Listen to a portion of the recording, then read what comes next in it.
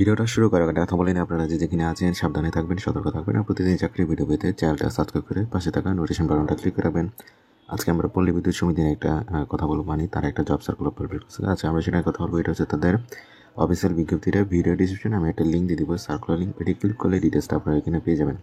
এখানে আসলে দেখবেন যে তারা নিয়োগ বিজ্ঞপ্তি ডিটেলস এখানে দিয়ে দিয়েছে। এখানে পদের নাম, পদ সংখ্যা, বয়স, বেতন স্কেল আর জেলা কোটার প্রাপ্যতা না থাকায় যে সকল জেলার প্রার্থীদের আবেদন করার প্রয়োজনে এই ডিটেলসটা এখানে তারা বলে দিয়েছে।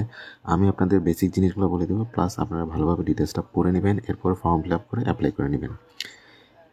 এখানে একটাই পদ, ডাটা এন্ট্রি অপারেটর। এটা কিন্তু শুধুমাত্র মহিলাদের জন্য সংরক্ষিত এবং এটা কিন্তু যশোর পল্লী বিদ্যুৎ সমিতি 1-এর জন্য। এখানে পদ সংখ্যা হচ্ছে একটি কম বেশি হইতে পারে। এরপর বয়স হচ্ছে 23/3/2024 তারিখে বয়স সর্বনিম্ন 18 থেকে 30 বছর।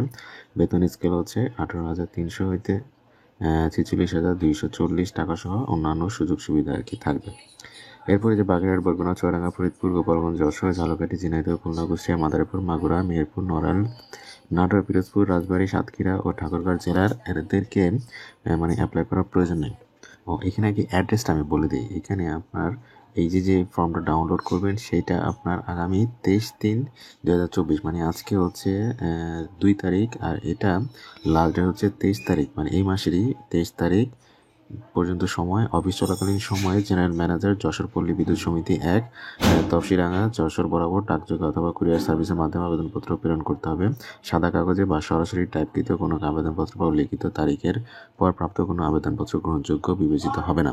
মানে যে আবেদনপত্রটা, মানে ফর্মটা আমি দেখা দিচ্ছি, এই নিচে আসলে দেখবেন এই হচ্ছে সেই ফর্মটা। একদম ইজি, খুব কঠিন বিষয় না। এখানে আপনি যেমন নিয়োগ বিজ্ঞপ্তিটা লিখবেন, আবেদন যে পদটায় আবেদন করবেন সেটার নাম, পদের ধরনটা কি এটা লিখবেন, বিজ্ঞাপনের সূত্র, পত্রিকার নাম, প্রকাশনার তারিখ, এখানে আপনার নাম, বাংলা, ইংরেজি, তার জন্ম তারিখ, এরপর পিতার নাম, মাতার নাম, এই ডিটেলস।